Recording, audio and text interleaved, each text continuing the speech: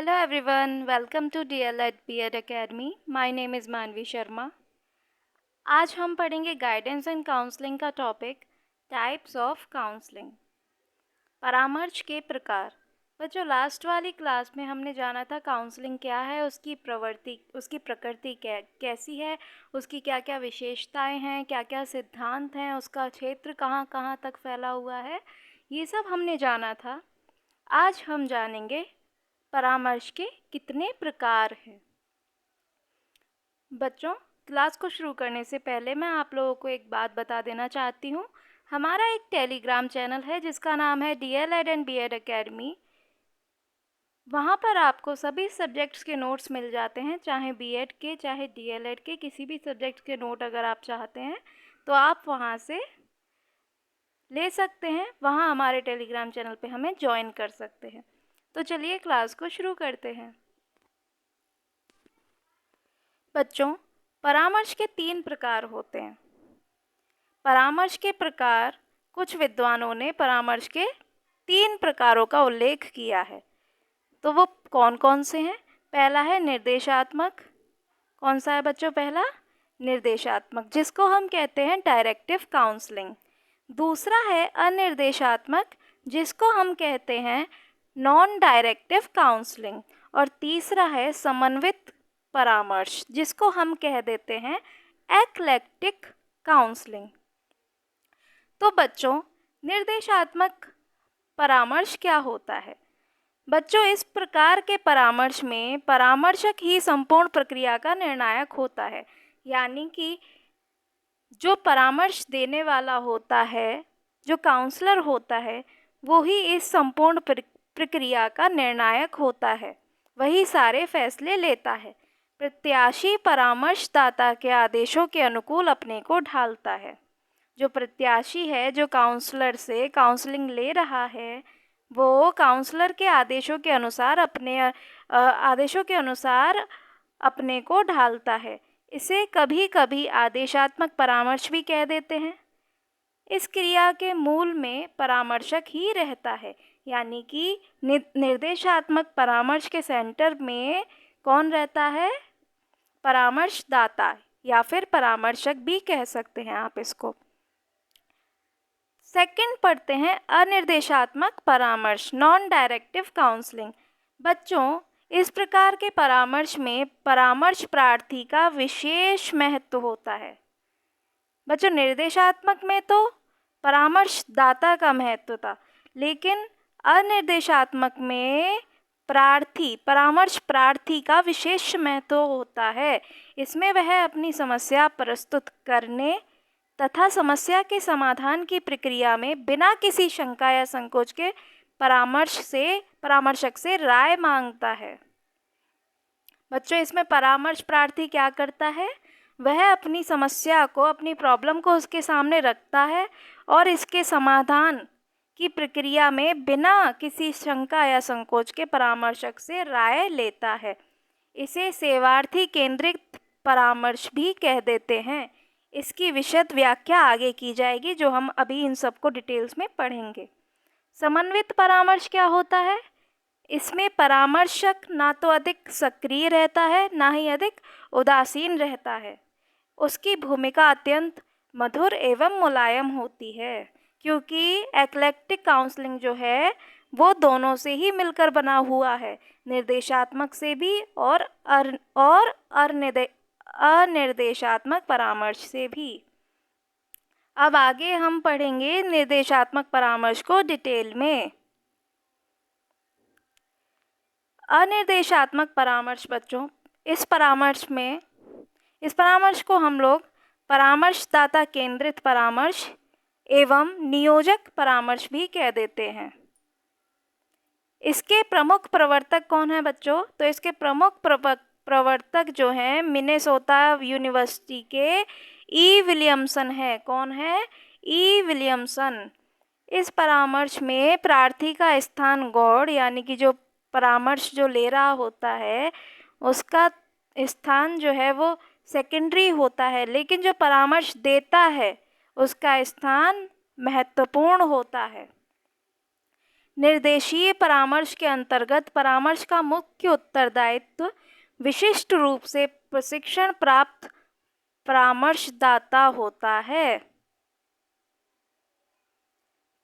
परामर्श का उद्देश्य क्या? विशिष्ट रूप से मुख्य उत्तरदायित्व क्या होता है निर्देशीय परामर्श का?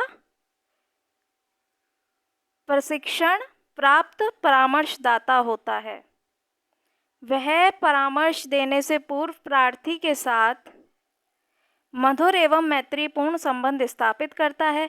इस प्रकार के परामर्श में परामर्शदाता की भूमिका सक्रिय रहती है और वह प्राय स्वयं के दृष्टिकोण और भावनाओं को स्वतंत्र रूप से प्रकट करता है। कौन प्रकट करता है? परामर्शदाता। इसमें परामर्शदाता प्राय प्रमाणीकृत प्रश्नों की एक श्रृंखला पूछता है जिनके उत्तर संक्षिप्त हो सकते हैं, यानी कि ब्रीफ में हो सकते हैं। परामर्शदाता प्रार्थी को अपनी अभिव्यक्ति और भावनाओं को व्यक्त करने की आज्ञा नहीं देता है। सेवार्थी उदासीन रूप में अपनी भूमिका अदा करता है। परामर्शदाता एक विशेषज्ञ के तौर पर नेतृत्व करता है, मूल्यांकन करके स्वयं ही उसका सुझाव भी दे देता है। तो बच्चों, हम ये जानते हैं, इससे ये सीखते हैं कि जो परामर्शदाता जो होता है वो तो इसका मेन सेंटर है, इस परामर्श का, इस काउंसलिंग का जो काउंसलर है वो मेन सेंटर है और उसकी जो भूमिका है वो एकदम एक्टिव है और वो अपनी भावनाओं को और अपने दृष्टिकोण को बिल्कुल स्वतंत्र रूप से प्रकट करता है। साथ ही साथ वो कुछ प्रश्नों की श्रृंखला भी पूछता है जिसके आंसर ब्रीफ में होते हैं। और जो परामर्शदाता है वो प्रार्थी को अपनी अभिव्यक्ति और भावनाओं को व्यक्त करने की आज्ञा बिल्कुल नहीं देता है। तो सारे ही जो कार्य करता है वो कौन करता है? परामर्शदाता करता है।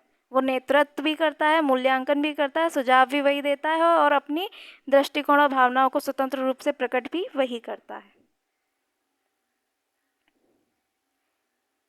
अब बच्चों, हम जानेंगे निर्देशात्मक परामर्श के लाभ। इस प्रकार के परामर्श से समय की बचत होती है, क्योंकि समय की बचत है बच्चों। क्योंकि एक क्या है, परामर्श लेने वाला आया है, परामर्शदाता ने उसकी समस्या सुनी और खुद ही अपना सोच विचार करके उसको एक परामर्श दे दिया। इसमें समस्याओं पर विशेष बल दिया जाता है। परामर्शदाता तथा प्रार्थी में आमने सामने बात होती है। परामर्शदाता का ध्यान प्रत्याशी की भावनाओं की अपेक्षा उसकी बुद्धि पर टिकता है। भावनाओं को तो आज्ञा ही नहीं देता है परामर्शदाता, तो उस पर ध्यान कैसे जाएगा? परामर्शदाता सहज रूप में उपलब्ध रहता है। ये मैंने आपको बता ही दिया कि परामर्शदाता है वो एक्टिव रूप से इसमें काम करता है। अब जानते हैं कि इसमें क्या क्या कमियां हैं, इस काउंसलिंग में क्या क्या कमियां हैं। प्रत्याशी पूर्णतया परामर्शक पर निर्भर रहता है। सही बात है, क्योंकि उसको जब कुछ करने ही नहीं दिया जाता तो वो तो उस पर डिपेंडेंट रहेगा ही। प्रत्याशी के स्वतंत्र न होने के कारण उस पर परामर्श का प्रभाव कम पड़ता है, क्योंकि वो खुद कुछ अपना ना ही कुछ अपना सॉल्यूशन दे पा रहा है, ना ही कुछ अपनी भावनाओं तक को वो प्रकट नहीं कर पा रहा है। तो ऐसे में परामर्श का प्रभाव प्रत्याशी पर कम पड़ना स्वाभाविक है। प्रत्याशी के दृष्टिकोण का विकास न हो पाने के कारण वह अपनी समस्या का निराकरण स्वयं नहीं कर पाता। परामर्शदाता के प्रधान होने से प्रार्थी में अपनी क्षमताओं को उत्पन्न करना कठिन हो जाता है।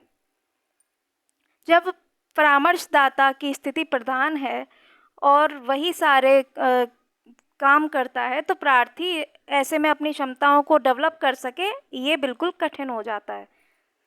प्रत्याशी के विषय में अपेक्षित सूचनाओं के अभाव में उत्तम परामर्श नहीं मिल पाता। परामर्शदाता के अधिक महत्व से मनोवैज्ञानिक प्रक्रिया नहीं हो पाती।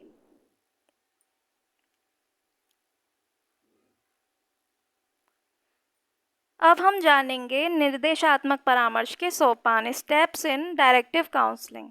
बच्चों, विलियमसन ने इसके 6 स्टेप्स दिए हैं, 6 सोपान दिए हैं। आइए उनको जानते हैं। पहला है विश्लेषण। पहला क्या है बच्चों? विश्लेषण। विश्लेषण के अंतर्गत उपबोध्य के बारे में सही जानकारी प्राप्त करने के लिए अनेक स्रोतों द्वारा आधार सामग्री एकत्रित की जाती है। यानी कि एनालिसिस में क्या होता है, जिसकी काउंसलिंग करनी है उसके बारे में सही जानकारी लेना अनेक सोर्सेज से और उसको एकत्रित करना, ये इसमें एनालिसिस में किया जाता है। दूसरा स्टेप है हमारा संश्लेषण यानी कि सिंथेसिस। इसमें संकलित आधारित सामग्रियों को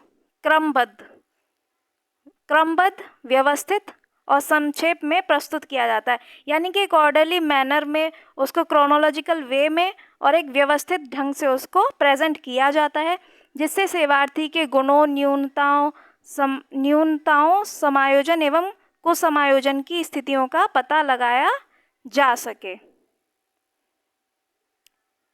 निदान, तीसरा स्टेप है हमारा निदान, डायग्नोसिस। निदान के अंतर्गत सेवार्थी द्वारा अभिव्यक्ति समस्या के कारण, तत्वों तथा उनकी प्रकृति के बारे में निष्कर्ष निकाले जाते हैं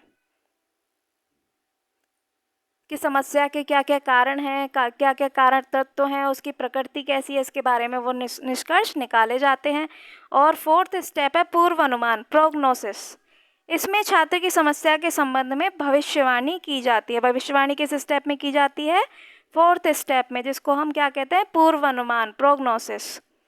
फिफ्थ स्टेप है परामर्श, काउंसलिंग। पंचम सोपान में परामर्शदाता सेवार्थी के समायोजन तथा पुनः समायोजन के बारे में वांछनीय प्रयास करता है। और छठा है अनुगामी, फॉलोअप।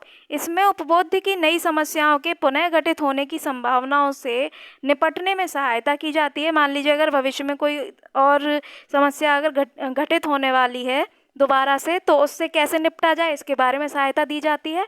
और सेवार्थी को प्रदान किए गए परामर्श की प्रभावशीलता का मूल्यांकन भी किया जाता है कि वो दिया गया परामर्श कितना प्रभावी रहा।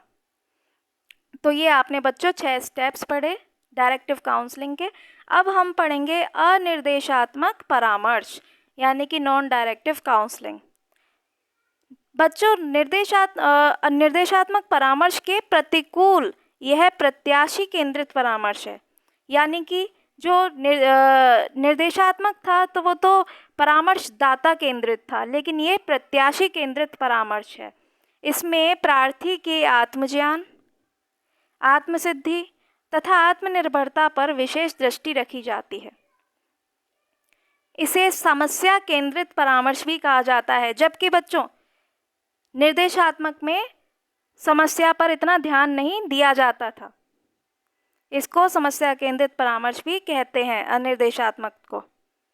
इस प्रकार के परामर्श के प्रमुख प्रवर्तक कार्ल रोजर्स माने जाते हैं। कौन माने जाते हैं बच्चों? Carl Rogers is the propounder of non directive counselling. यह परामर्श अपेक्षाकृत नवीन है और इसके अंतर्गत व्यक्तित्व विकास, समूह नेतृत्व, शिक्षा एवं अधिगम और सृजनात्मक आदि सम्मिलित हैं। क्योंकि ये नई तकनीक है तो इसमें नई नई चीज़ें जैसे कि व्यक्ति का विकास, समूह नेतृत्व, शिक्षा एवं अधिगम और सृजनात्मकता, ऐसी जो चीज़ें हैं वो शामिल हैं। परामर्शक ऐसे वातावरण का सृजन करता है जिसमें सेवार्थी स्वतंत्र रूप से इच्छा अनुसार अपना निर्माण कर सके। यह परामर्श प्रार्थी के इर्द गिर्द घूमता है।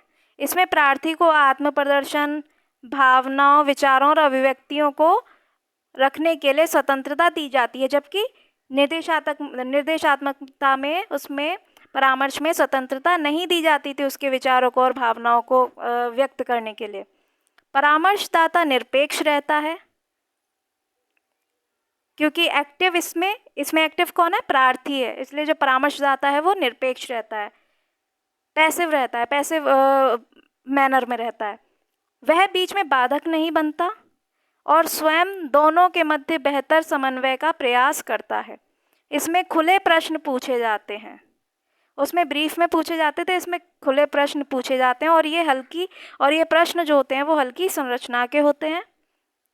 उत्तर परामर्श प्रार्थी स्वयं देता है। परामर्शदाता प्राप्त जानकारी का विश्लेषण कर अर्थ निकालता है। अब बच्चों, इसकी कुछ मान्यताएं हैं जो स्नाइडर ने दी हैं, वो देख लेते हैं कि किन मान्यताओं को स्नाइडर ने स्वीकृति दी है। पहला है, व्यक्ति अपने जीवन का लक्ष्य स्वयं निर्धारित कर सकता है। अपने द्वारा निर्धारित लक्ष्य की प्राप्ति में उसे संतोष होता है। जब जब व्यक्ति अपने लक्ष्य को खुद ही निर्धारित कर रहा है और खुद उसको प्राप्त भी कर रहा है, तो ये तो बिल्कुल सेल्फ सेटिस्फैक्शन की स्थिति ही है, तो ये तो उसके अंदर आएगा ही। अनिर्देशात्मक परामर्श में प्रत्याशी अपने विचार प्रस्तुत करने के लिए स्वतंत्र रहता है, बिल्कुल सही बात है। अतः परामर्श के पश्चात वह स्वयं निर्णय लेने में सक्षम हो जाता है। व्यक्ति के समायोजन में उसका सांवेगिक द्वंद्व बाधक होता है। अपने द्वारा निर्धारित लक्ष्य की प्राप्ति में उसे संतोष होता है। अब बच्चों इसके लाभ जानते हैं कि नॉन डायरेक्टिव काउंसलिंग के क्या क्या लाभ हैं, एडवांटेजेस क्या क्या हैं। पहला है, अनिर्देशात्मक परामर्श निश्चय रूप में स्वीकार करता है कि प्रत्याशी में विकास की क्षमता निहित है। तभी तो वहाँ पे उसको उसको दिया जाता है कि हाँ, आप अपनी भावनाओं को व्यक्त कर सकते हैं। उसको एक मौका दिया जाता है, अवसर दिया जाता है अपनी भावनाओं को, अपनी क्षमताओं को व्यक्त करने का। इसीलिए इसमें ये निश्चय रूप से ये स्वीकार करता है ये परामर्श कि प्रत्याशी में विकास की क्षमता निहित है। प्रत्याशी उन्मुख होने के कारण किसी अन्य प्रकार के परख की आवश्यकता नहीं होती है। इसमें व्यक्ति को तनाव रहित बनाने का प्रयास किया जाता है और अवचेतन मन की गुत्थियों को उभारकर चेतन मन में लाया जाता है। क्या किया जाता है बच्चों? जो अनकॉन्शियस माइंड होता है उसको, उसकी गुत्थियों को उभार कर चेतन मन में लाया जाता है, कॉन्शियस माइंड में लाया जाता है। इस प्रकार के परामर्श में जो प्रभाव मानव मस्तिष्क पर छोड़े जाते हैं वे स्थायी होते हैं। कैसे होते हैं? स्थायी। अब हम इसकी कमियां जानते हैं, सीमाएं जानते हैं, लिमिटेशंस जानते हैं इनके। यह परामर्श मनोविश्लेषणात्मक तक नहीं पहुंच पाता। इसमें समस्याओं की अभिव्यक्ति का अवसर दिया जाता है, किंतु समस्याओं की उत्पत्ति के कारणों का निदान नहीं होता। कभी कभी प्रत्याशी ना तो अपनी समस्या को ठीक से समझ पाता है और ना ही ठीक से उसको प्रस्तुत कर पाता है। कभी कभी परामर्शक की उदासीनता के कारण प्रत्याशी अपनी समस्या को स्पष्ट करने में असफल रहता है। कई बार अधिक लचीलेपन से उचित परिस्थितियां नहीं बन पाती हैं। परामर्शदाता प्रार्थी के संसाधन, निर्णय एवं विद्वता पर विश्वास नहीं कर सकता। सभी समस्याएं मौखिक रूप से निदान नहीं हो पाती। परामर्शदाता के निरपेक्ष होने से प्रार्थी सही सूचना नहीं देता। अब हम इनके स्टेप्स जानेंगे। Steps in non directive counselling. बच्चों इसके भी 6 ही स्टेप्स हैं। आइए पढ़ते हैं कौन कौन से स्टेप है। पहला है कॉन्वर्सेशन, यानी कि वार्तालाप। प्रथम सोपान में परामर्शदाता तथा उपबोध्य के बीच अनेक बैठकों में अनौपचारिक रूप से विभिन्न विषयों पर बातचीत होती है। तो बच्चों पहले तो इसमें अनेक विषयों पर क्या है? बातचीत होती है। अनेक बार ये दोनों बिना किसी उद्देश्य के भी मिलते हैं, ठीक है, बार बार ये एक दूसरे से मिलते भी हैं, उपबोध्य और परामर्शदाता। लेकिन प्रथम सोपान का मुख्य उद्देश्य है परस्पर सौहार्द की स्थापना करना। क्या है मुख्य उद्देश्य? क्या है बच्चों? परस्पर सौहार्द की स्थापना करना, जिससे उपबोध्य निसंकोच रूप से अपनी बात को कहने हेतु मानसिक रूप से तैयार हो सके। बार बार मिलने का और बार बार बातचीत करने का ही उद्देश्य ये है बच्चों कि एक ऐसी कंडीशन, एक फैमिलियर कंडीशन एक पैदा की जा सके, ताकि जो उपबोध्य है, जिसको समस्या है, वो अपनी समस्या कहने में या अपनी बात कहने में निसंकोच रूप से, अब मानसिक रूप से जो है वो तैयार हो सके। परामर्शदाता द्वारा यह प्रयास किया जाता है कि वह उपबोध्य के साथ मित्र के समान संबंध स्थापित कर ले और उसके समक्ष ऐसी स्थिति उत्पन्न कर दे कि मित्र चिकित्सा की पद्धति को प्रयुक्त किया जा सके, यानी कि फ्रेंड थेरेपी। कौन सी थेरेपी? Friend therapy. दूसरा स्टेप है हमारा, जब बातचीत कर ली, एक फैमिलियर कंडीशन हमने बना ली और वो इस लायक हो गया उपबोध्य के, वो मतलब काउंसलर को अपना फ्रेंड मानकर अपनी सारी स्थिति और अपनी बात कहने के रूप में वो तैयार हो गया है। फिर हमारा दूसरा स्टेप आता है जांच पड़ताल, यानी कि प्रोबिंग। उपबोध्य की वैयक्तिक समस्या, परिस्थिति एवं संदर्भों के संबंध में सविस्तार जांच पड़ताल की व्यवस्था इस सोपान के अंतर्गत आती है। इसलिए परामर्शदाता विभिन्न परोक्ष प्रविधियों का प्रयोग करता है। जांच पड़ताल में वो किन विधियों का उपयोग करता है? विभिन्न परोक्ष प्रविधियों का। तीसरा स्टेप है संवेगात्मक अभिव्यक्ति, इमोशनल रिलीज। उपबोध्य की व्यवस्थाओं, भावनाओं तथा मानसिक तनावों को अभिव्यक्त करने हेतु उसे अवसर प्रदान करना ही इस सोपान का मुख्य उद्देश्य है। मतलब वो अपनी भावनाओं को, मानसिक तनावों को अच्छी तरह से वो अभिव्यक्त कर सके, ये उसको पूरा अवसर उसको दिया जाता है अच्छे से। इसके बाद फोर्थ स्टेप है परोक्ष रूप से प्रदान किए गए सुझावों पर चर्चा। इस सोपान में उपबोध्य परामर्शदाता द्वारा दिए गए सुझावों को एक आलोचनात्मक दृष्टि से देखता है। मतलब जो परामर्शदाता कुछ अगर सुझाव वो देता है तो इस पर उपबोध्य डिस्कस कर सकता है कि मतलब मुझे ये चाहिए, मुझे ये सजेशन चाहिए या नहीं चाहिए, या फिर इस सजेशन को मैं लेता हूँ तो इसके क्या साइड इफ़ेक्ट्स मुझे हो सकते हैं, कि क्या इसके मुझे फ़ायदे हो सकते हैं। वो सभी सुझावों पे डिटेल में डिस्कस कर सकता है और जो उसको अच्छा लगे उसको वो सजेशन को वो मान सकता है। पांचवा है योजना का प्रतिपादन, प्रोजेक्ट फॉर्मुलेशन। इसमें परामर्शदाता को स्वयं की समस्या का हल प्राप्त करने हेतु एक वास्तविक योजना का निर्माण करने का अवसर प्रदान किया जाता है। इस योजना के स्वरूप, प्रभाव इत्यादि के संबंध में दोनों विचार विमर्श करते हैं। जब दोनों ने एक सजेशन ले लिया, फिर उसका जो है प्रोजेक्ट बनाया जाता है, एक प्रोजेक्ट फॉर्मुलेट किया जाता है कि इस योजना को कैसे इसको स्वरूप दिया जाए और कैसे इसका बनाया जाए कि ये प्रभावशाली हो। दोनों इसमें विचार विमर्श करते हैं। और छठा स्टेप है हमारा, लास्ट स्टेप जो है वो है योजना का क्रियान्वयन एवं मूल्यांकन, जो कि है प्रोजेक्ट इम्प्लीमेंटेशन एंड इवैल्यूएशन। जैसा कि नाम से ही हम जान पा रहे हैं कि जैसे पहले तो फिफ्थ स्टेप में हमने प्रोजेक्ट फॉर्मुलेट कर दिया, अब हमको इम्प्लीमेंट करना है, उसको सुचारू रूप से उसको लागू करना है, और उसके बाद फिर उसका हमें मूल्यांकन भी करना है कि वो कितना प्रभावी रहा। षष्ठम सोपान के अंतर्गत उपबोध्य द्वारा बनाई गई योजना को क्रियान्वित किया जाता है तथा उसकी प्रभावशीलता ज्ञात करने के लिए आत्म मूल्यांकन की व्यवस्था भी इस सोपान में की जाती है। तो बच्चों, आज हमने 2 काउंसलिंग के टाइप्स पढ़ लिए हैं। नेक्स्ट क्लास में हम लोग एक्लेक्टिक काउंसलिंग को डिटेल में पढ़ेंगे और ये भी जानेंगे कि डायरेक्टिव काउंसलिंग और नॉन डायरेक्टिव काउंसलिंग में क्या डिफरेंस होता है। आज की क्लास आप लोगों को कैसी लगी, प्लीज़ कमेंट्स में ज़रूर बताइएगा, और क्लास को लाइक कीजिएगा, शेयर कीजिएगा और चैनल को सब्सक्राइब कीजिएगा। Thanks for watching.